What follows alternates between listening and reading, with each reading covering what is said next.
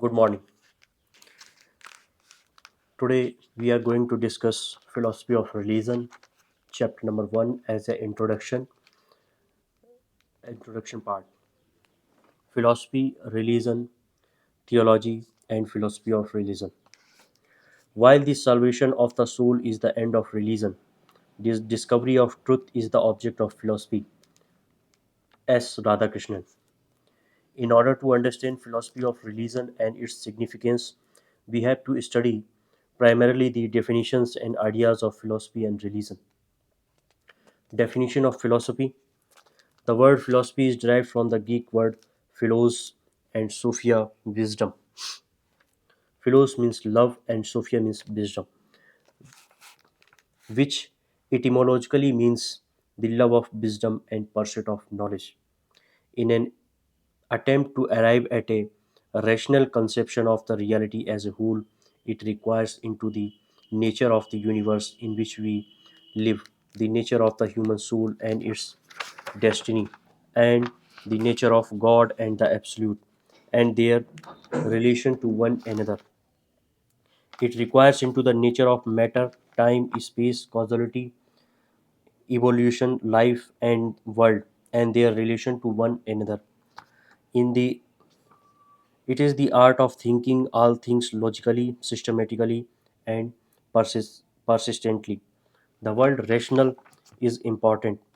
It emphasizes that philosophy, more obviously than other disciplines, rejects and condemns all forms of superstition, dogmatism, and uncritical opinion, and seeks to replace them with concepts that are born of hard and coherent thinking. Philosophy is, in this broad sense of word, rationalistic. Its principal tool is reason, and its business is reflection, both critical and constructive. Analytic, it takes ideas apart, and synthetic, it puts them back together. In short, the philosopher believes with Socrates that an unexamined life is not worth living. The encompassing scope of philosopher's interest is suggested in Immanuel Kant's three question, reducing the theoretical, practical, and personal dimension of philosophical thought. What may I know? What must I do? What may I hope? In a sense, all other inquiries can be construed as subfield of philosophy in as much as they all contribute ultimately to answering the questions that philosophers ask. Questions concerning the nature of knowledge, of value, of meaning, and of reality itself. Actually, philosophy can be approached or defined from a number of different point of view. For example, philosophy is a personal attitude towards life and the universe. Philosophy is a method of reflective thinking and reasoned inquiry. Philosophy is an attempt to gain a view of the whole. Philosophy is the logical analysis of language and the clarification of the meaning of words and concepts. Philosophy is a group of problems as well as theaters about the solution. Philosophy as a group of problems as well as theories about the solution of these problems. The word philosophy is derived from the Greek word philos, loving, and sophia, wisdom. Here, philosophy is love of wisdom, which is essential attribute of an aspirant of civil service. Knowledge of philosophy enables us to understand the universe and equips us to rationally deal with the challenges that we encounter in the pursuit of progress and quest of excellence. In true sense, philosophy is the attempt to is explain rationally the fundamental questions relating to reality, knowledge, value, above all life. Religion. Religion is a system of life experience in terms of self involvement and full commitment for the object of religious devotion and focal orientation. There is no more essential religion in general, but there are religions. The word religion is derived from the Latin verb religare, which means to tie, bind up, to fasten, to move. Literally speaking, religion is a principle of unification and harmonization. Any discipline which binds us all together in a wholesome way is religion. It is not mere belief but behavior, not mere conviction but conduct, not mere faith but functioning. In religion, the whole of human beings' personality is involved. William James defines religion as feeling, act, and experiences of individual men in their solitude so far as they approached themselves to stand in relation to whatever they may consider the divine. According to Kant, religion is the recognition of all our duties as divine commands. It is a matter of the will, it being understood and identified with practical reason. That is to say, certain acts ought to be done or that certain attitudes ought to be adopted. Hofoding defines religion as the conservation of values. According to Hegel, religion is the knowledge possessed by finite minds of its nature as absolute mind. According to Max Muller, religion is a mental faculty of disposition which enables man to apprehend the infinite. According to Taylor, religion is the belief in spiritual being. According to Herbert Spencer, religion is the recognition that all things are manifestation of a power which transcends our knowledge. According to Edgar S. Brightman, religion is a concern about experiences as a supreme values developing towards a power or purpose believed believed to originate, increase, and conserve these values, and some suitable expression of this concern and devotion, whether through symbolic rites or through other individual and social conduct. According to Fint, religion is man's belief in a being or beings mightier than himself and inaccessible to this sense, but not indifferent to his sentiments and actions, but the feeling and practices which flow from such beliefs. Although different definitions are given to explain philosophy and religion, basically they do not contradict each other.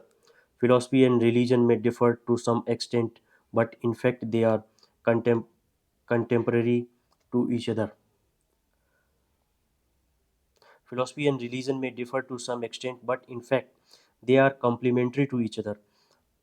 Ultimately, both philosophy and religion raise the life of man and society to a nobler level. A man needs a better philosophy and a better religion. Philosophy and religion both deal often with the same ideas, such as soul, its origin and destiny, God and creation. At all events, we see that the relation between religion and philosophy is most intimate. Along with philosophy, religion has been dominant concern of mankind. It is very difficult to define or describe religion because it is a growing, dynamic thing. It are elemental, personal, and broad in scope. A religion involves a system of belief and practices primarily concerned around a transcendent reality, either personal or impersonal, which provides ultimate meaning and purpose to life. Importance of religion. Religion offers comfort in sorrow, hope in death, courage in danger, and spiritual joy in the midst of despair. Number one, we have a satisfying explanation of the origin and sustenance of the universe. We are the product not of chance and necessity or an impersonal Big Bang, but of a heavenly being who cares about us. We can take comfort in knowing that the visible world is part of a more spiritual universe from which it draws its meaning, and that there is, in spite of evil, an essential harmonious relationship between our world and the transcendent reality. Number two, God will win out our evil, win out over evil. We are not fighting alone, but God is on our side in the battle. Sometimes it appears that evil is winning the battle of life. Moral entropy seems to occur, reducing the good to cosmic indifference. Eventually, the sun will engulf and destroy the earth anyway. So nothing seems to matter in a long run. In the long run, life is ultimately absurd. But if theis- theism is true, you and I are not fighting in vain. Good will prevail, and in spite of appearance to the contrary, we'll eventually win the game of life. This thought of the ultimate victory of goodness gives us confidence to go on in the fight against injustice and cruelty when others calculate that the odds against righteousness are too great to fight against. Number three, God loves and cares for us.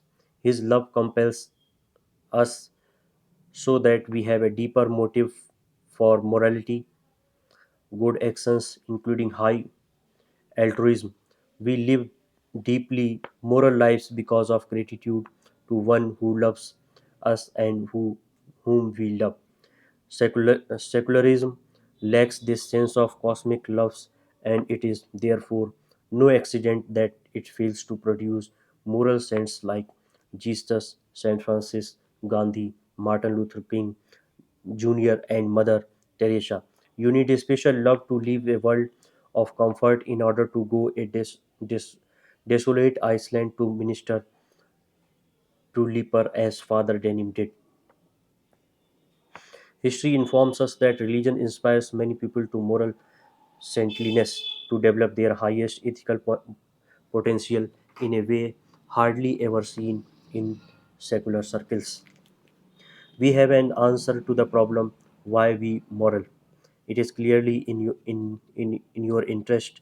Secular ethics have a several problems with the question why be moral when it is not in your best interest, when you can probably advance yourself by an egoistic act. If I can selectively cheat or embezzle when it is to many advantage, why should I refrain from immorality? But such a dilemma does not arise in religious ethics. For evil, reality is bad for you and that good for you. This lead to the next point. Cosmic justice resides in the universe. The scales are perfectly balanced so that everyone will get what he or she deserves according to their moral merit. There is no moral luck unless you interpret the case, which will finally prevail as a type of luck. But each will be judged according to how one has used one's talents. Number six, all persons are of equal worth. Since we have all been created in an image of God and are His children, we are all brothers and sisters created by God in His image. We have high value, a divine spark, as it were. We all have equal human rights because we have equally deep worth. We are family and ought to treat each other benevolently as we would family members of equal worth. Indeed, modern secular moral and political system often assume this equal worth of the individual without justifying it. It that all people have equal human rights based on equal worth is a fundamental assumption of contemporary political theory. But without a parenthood of God, it makes no sense to say that all persons are innately of equal value, let alone that they have equal human rights. We have just more or less rational element animals. We will die,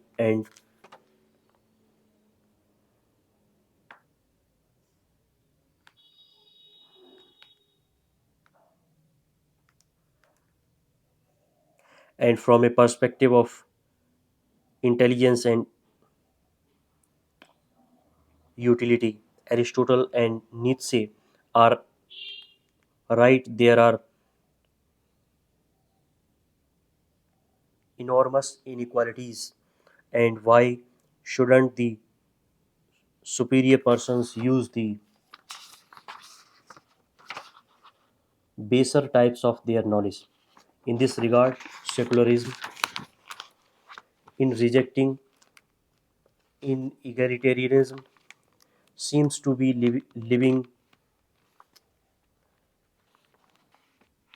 living of the interest of a religious capital which it has re- relinquished. Grace and forgiveness, a happy ending for all. All is well that ends well. The Divine Comedy. The moral guilt which we experience even for the most heinous act can be forgiven and removed so that we can be redeemed and given a new start. This is true moral liberation. Number 8, there is life after death. Death is not the end of matter, but we shall live on, recognizing each other in a better world. We have eternity in our souls and are designed for a higher experience. Of course, hell is a problem here, which vitiates the whole idea somewhat, but many variations of theism, varieties of theistic Hinduism and a Christian theologian's origin in 2nd century. F. Marius and Karl Barth hold to universe salvation in the end. Hell is only a temporary school in moral education. I think that this is a plausible view. So if Hebra- Hebraic Christian theism is true, the world is a friendly home in which we are all related as siblings in one family, destined to live forever in cosmic bliss in a reality in which good defeats evil. Not that if theism is false and secularism is true, then there is no obvious basis for human equality, deep equal human rights, not good reason to treat all people with equal respect. No simple and clear answer to the question why we moral even when it is not in my best interest. There would be no sense of harmony and purpose in the universe, but world has replaced Zeus and his king,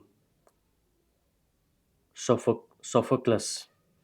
In addition, theism doesn't deprive us of any autonomy that we believe we have in non-theistic system. If we are equally free to choose the God or the evil, whether or not God, whether or not God exists, assuming that the notions of good and evil make sense in a non-theistic universe, that it seems clear that the world of the theist is far better and more satisfying than one in which God does not exist.